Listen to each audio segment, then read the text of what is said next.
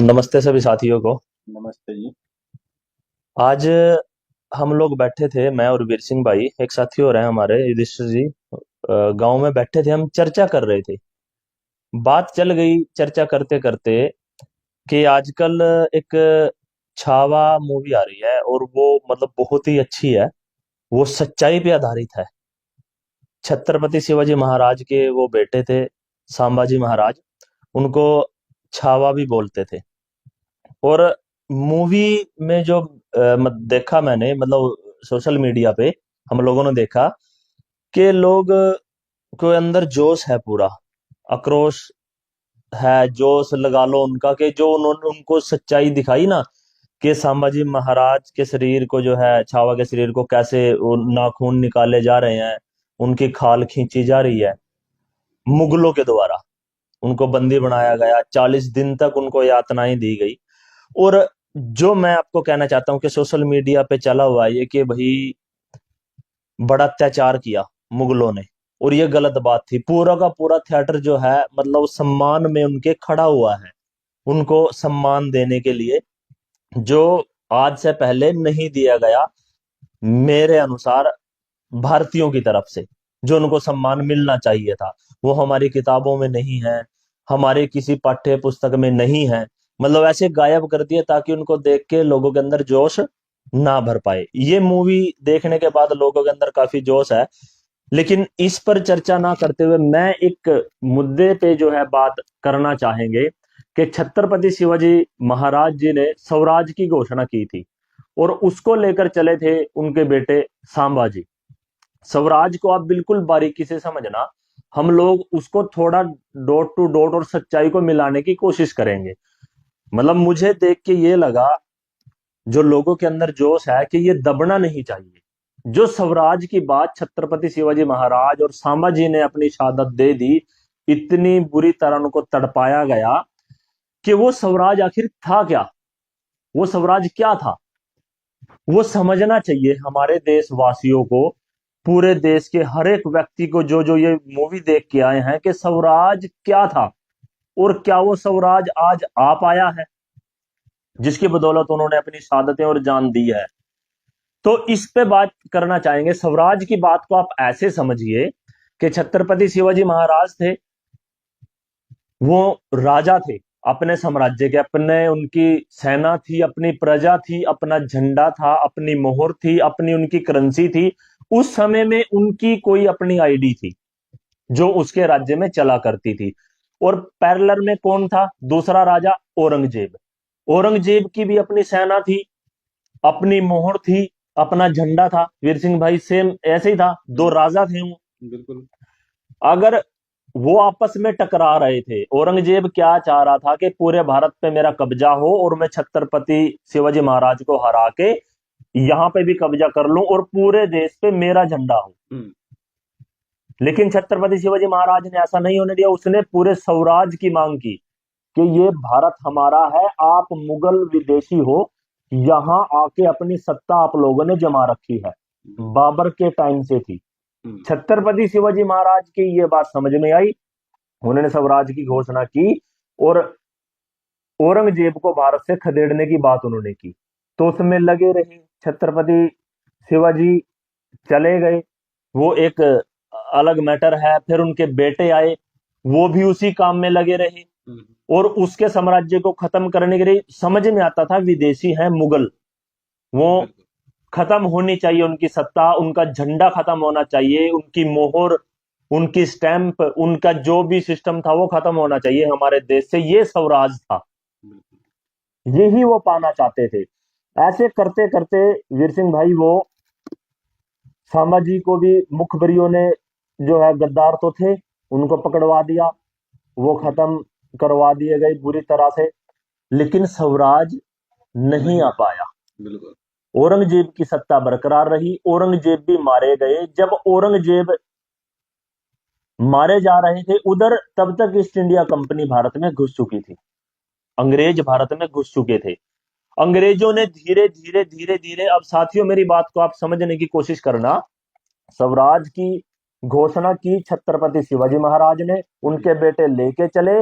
उनकी समझ में आ चुका था कि मुगल है, हमारे ऊपर राज कर रहे हैं, इनके मार को यहां से भगाओ। वो असल में उनको ये समझ में आया कि वो विदेशी हैं। हाँ, और बिल्कुल। ये हमारे देश पे कब्जा करके बैठे हैं। तो अब मुगलों के बाद भारत पे सत्ता किसकी आई? ईस्ट इंडिया कंपनी की, हम्म। अंग्रेजों की आई। अब उन्होंने लॉ बनाए, कानून बनाए, बना के वही स्वराज की मांग फिर 1857 में हम्म। नाना साहब पेशवा ने रखी बिल्कुल। कि हम अपना स्वराज लेकर रहेंगे। तो वो 1857 की क्रांति हमें पढ़ाया जाता है कि वो सैनिक विद्रोह था, लेकिन वो बात क्या थी वीर सिंह भाई, जो हम अभी बात कर रहे थे कि झंडा और मोहर वो अपनी थी, अपना हम्म। सिक्का था हम्म। छत्रपति महाराज जी का। जी। उसके बाद हमारे जो राजा रहे उस समय में, हाँ।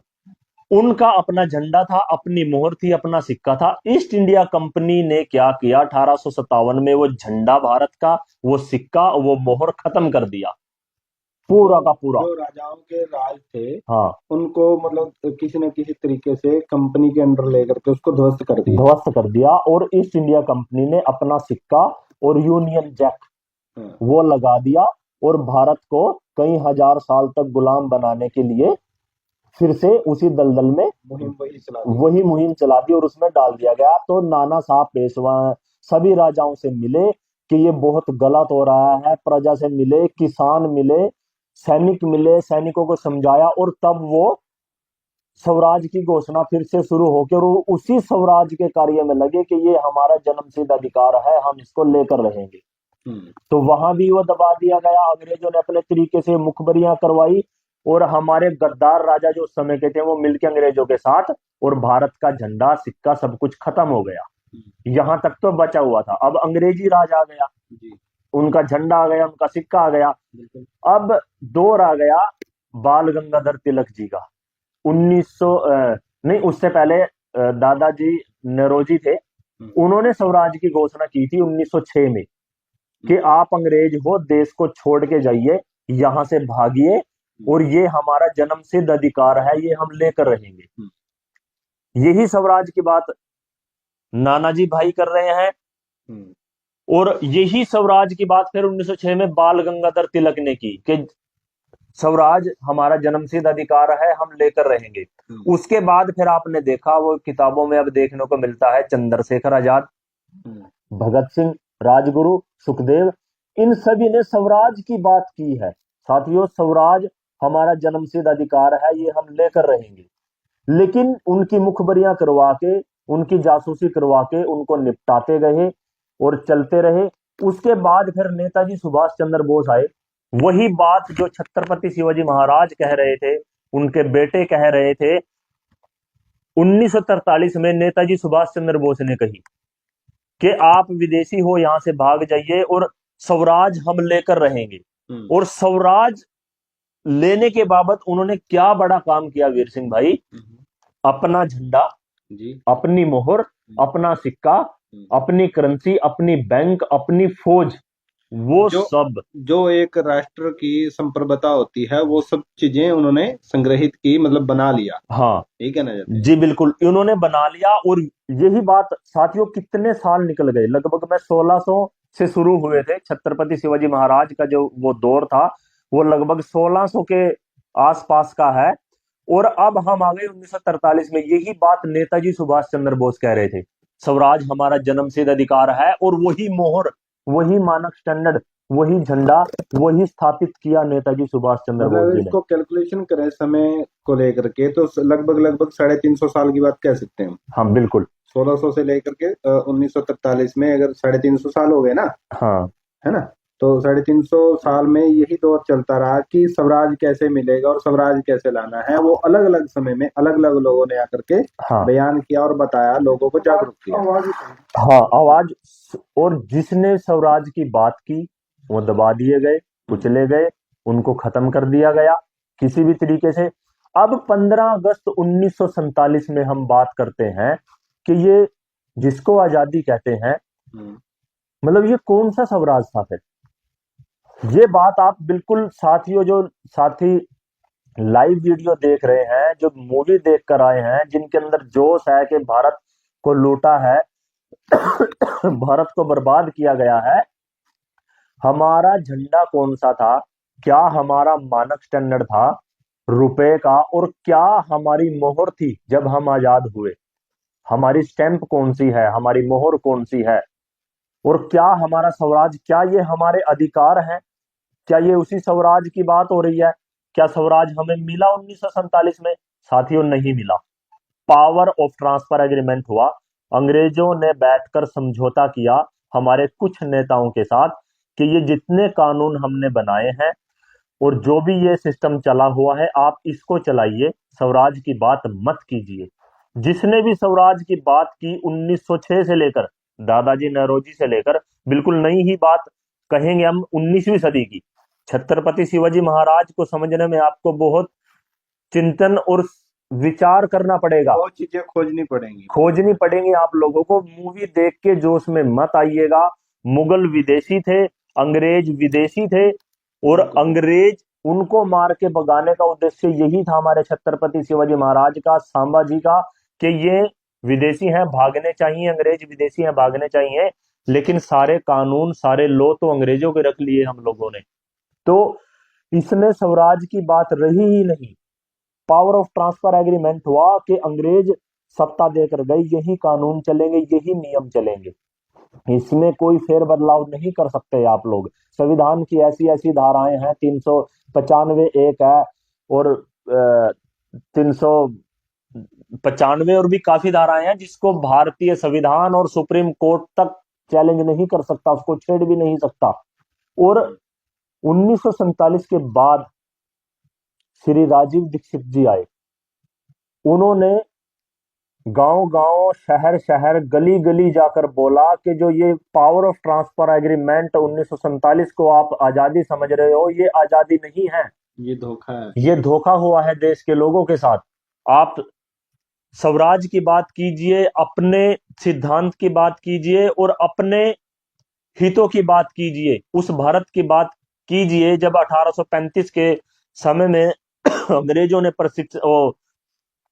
एक रिसर्च कराई थी कि भारत कहाँ है, विदेशों में, व्यापार में, तकनीकी में, संस्कृति में, शिक्षा में। वो पूरे के पूरे आंकड़े श्री राजीव दीक्षित जी ने बताए हैं। स्वराज की बात श्री राजीव दीक्षित जी ने की थी कि भारत में स्वराज आना चाहिए। बिल्कुल सनी भाई। लेकिन स्वराज की बात अगर आपने ध्यान से सुना हो, जिसने भी स्वराज की बात की उसको निपटा दिया गया 2010 में राजीव दीक्षित जी की। बिल्कुल। दुर्भाग्यपूर्ण और मतलब समझ में नहीं आया कि किस तरीके से उनकी मृत्यु हो जाती है। एक हाँ चीज जी। निकल करके आई है सोनी भाई इसमें, हम कहते हैं कि स्वराज है ना, तो इसको मतलब थोड़ा डीपली समझने की कोशिश करते हैं। स्वराज मतलब इसको संधि विच्छेद करके देखते हैं, जैसे भाई राजीव दीक्षित किया करते थे कि स्वराज मतलब स्व मैंने अपना और राज मैंने मतलब तंत्र, हाँ, है ना, इस तरीके से समझ सकते हैं। तो ये जो स्वराज था, ये कौन सा स्वराज, किसका, आपका स्वराज, गांव का स्वराज, देश का स्वराज, कौन से स्वराज की बात हो रही है यहाँ पे? जो जंगल आधारित व्यवस्था है उस स्वराज की बात हो रही है या कुछ और? वो थोड़ा सा बताएंगे मुझे। स्वराज भाई अपना खुद का समय आपने बोल दिया है। हाँ। मतलब हम गांव के हैं, जी। हमारा गांव किस तरीके से हाँ। वहां पे लोग रहेंगे, जी। वहां की क्या व्यवस्था है, हम्म। वो मान लो जैसे हमारे गांव की जमीन है, भूमि है, हम्म। ग्रामीण भूमि है हमारी, हम्म। उसमें क्या फसल उगेगी, किस तरीके से गांव के लोग उसमें बैठ के आपस में उसको कर पाएंगे, और कैसे उसमें गुजर बसर अपना करेंगे आपस में मिल बांट के, जैसे बार्टर सिस्टम कहते हैं। जैसे एक एक उदाहरण से समझिए, हमारे गांव में दर्जी है, हम्म। अगर हम उस पे कपड़े सिलवा रहे हैं हम्म। तो मैं अपने गांव के किसी व्यक्ति को मजबूत कर रहा हूं। जी। ये समय का बनाया हुआ राज, इसको मतलब राज हो गया, ये हमारा समय का राज बनाया हुआ। मेरे गांव में नाई है, मैं अपने गांव के नाई पे बाल कटवाता हूं, तो मेरे गांव का व्यक्ति मजबूत हो रहा है। उस ये समय का राज था। मैं धोबी पे काम करा रहा हूं, मेरे किसान है, मैं किसान से फसल ले रहा हूँ, और भी जितने भी उद्योग धंधे मजदूरी रहे। कर रहा है, बुनकर अपना काम कर रहा है, बुनकर अपना काम कर रहा है, तेली अपना काम कर हाँ, रहा है, और वो सारा का सारा स्ट्रक्चर जो है वो स्वराज में आता है। वो अपने आप कर रहे हैं। और ये जो है मतलब पर्यावरण के हिसाब से वहाँ के जो वातावरण के हिसाब से है कि जैसे हमने भी सुना है, आपने भी सुना होगा युधिष्ठिर भाई, कि कोस कोस पे पानी बदले, तीन कोस पे वाणी।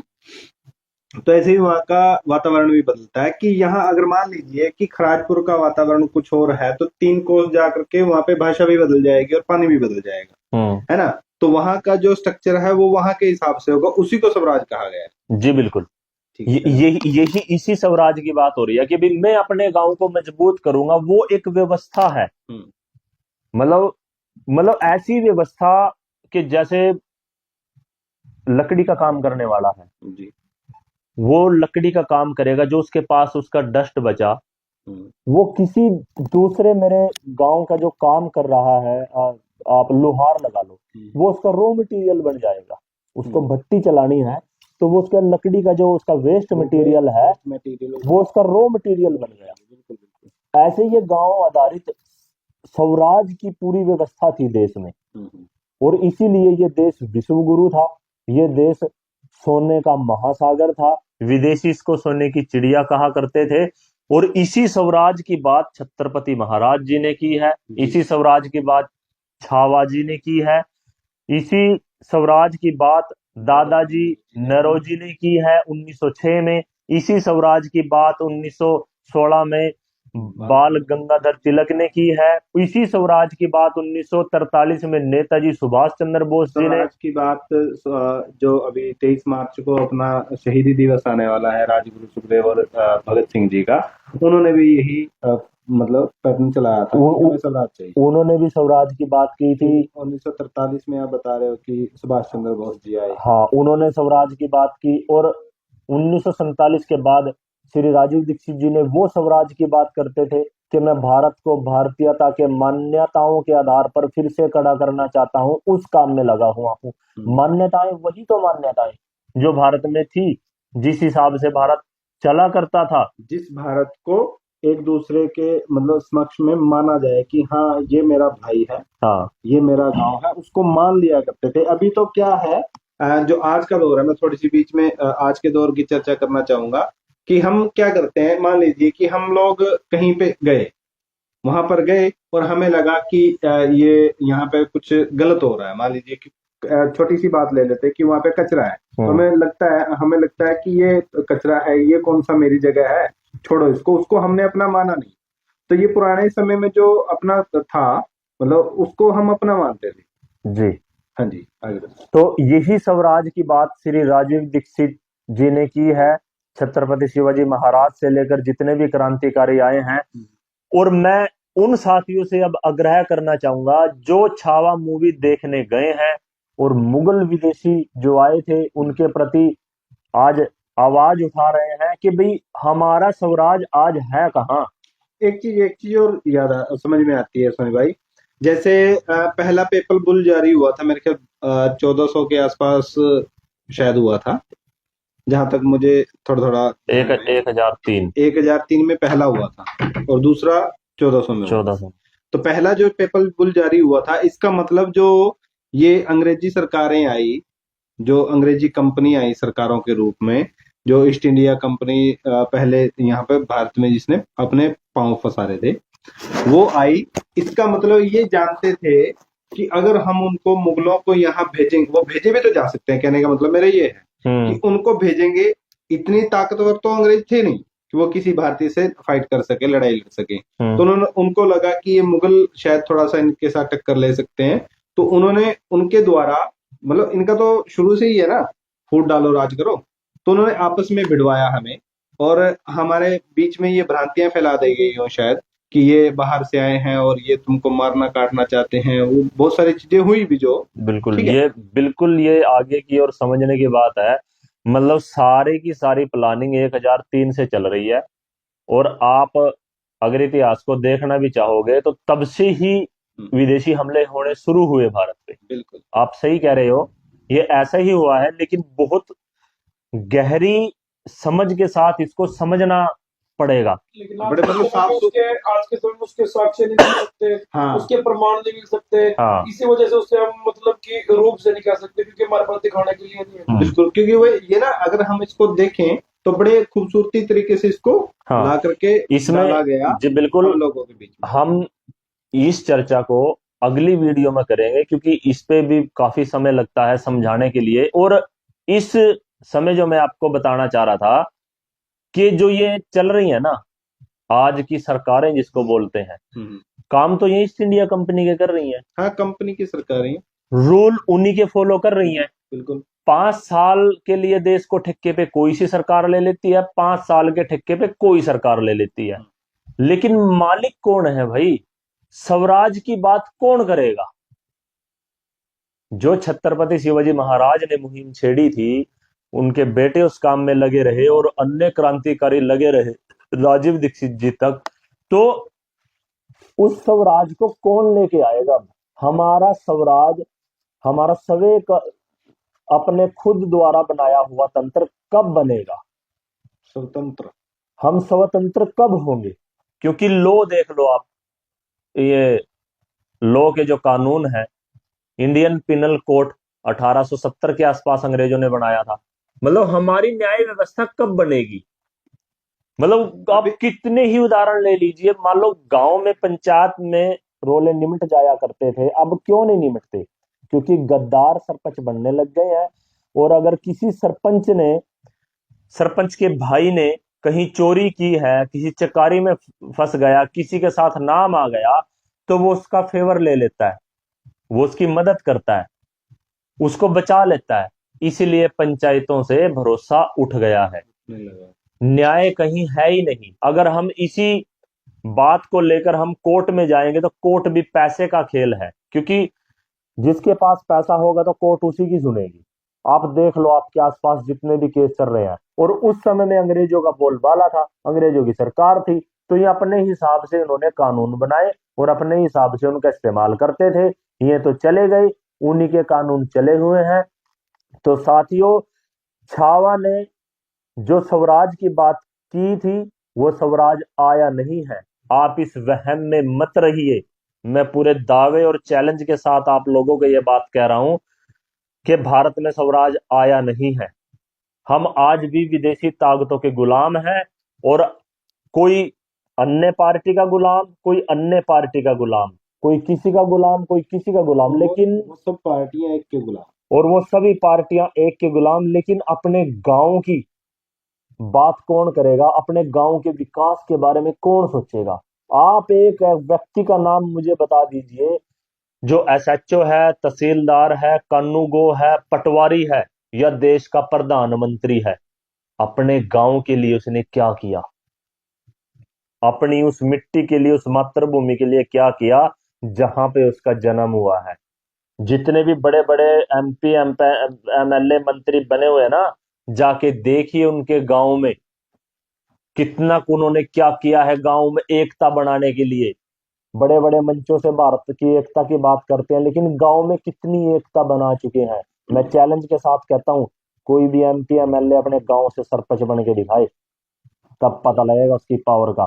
तो साथियों, यही कहने का भाव था कि स्वराज आया नहीं है। आप इस स्वराज को समझिए, सोचिए और उस काम में लग जाइए। ऐसे ही किसी के बहकावे में मत आइए। छत्रपति शिवाजी महाराज और संभाजी ने जो शहादत दी है ना, आप सोच के देखो, मूवी में देखा है आप लोगों ने कैसे नाखून उनके नोचे हैं। वो विदेशी थे भाई, अगर अपने लोग होते तो ऐसा ना करते, लड़ाई ही ना होती।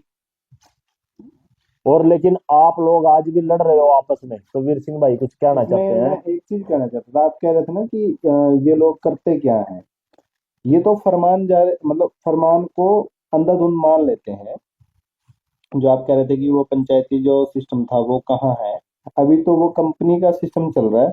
ऊपर से कोई फरमान आता है, वो उसको पूछते हैं कि तेरे को किसने बोला? जी हमें तो ऊपर से आदेश आया है। उसको पूछो, वो कहते ऊपर से। ये ऊपर कौन है? हाँ ये भी तो बड़ी समझने की बात है ना, कि बिल्कुल। वो अगर आप इवन के आप किसी भी बड़े अधिकारी से पूछ लो, वो कहेगा कि ऊपर से आदेश आया है। और जो ये मतलब अभी फिर वो बात आ जाएगी, जो ये बीमारियां चली हुई हैं बेवकूफ बनाने के लिए, लोगों को डिपॉपुलेशन करने के लिए, जो उनको पूछते हैं कि तुम्हारे पास कोई लिखतम में कुछ है, लिखतम में कुछ है ही नहीं, जी बस बिल्कुल। ऊपर से फरमान है, ऊपर से आ गया तो हम्म। वो अंधाधुंध मानना शुरू कर दिया बस। हाँ। यही इन अंग्रेज कंपनी की सरकारों ने सिखाया है, और यही कंपनी का स्ट्रक्चर शायद होता है। तो इसी के लिए आज हम अलविदा लेते हैं, तब तक के लिए वंदे मातरम, धन्यवाद, राम राम। राम।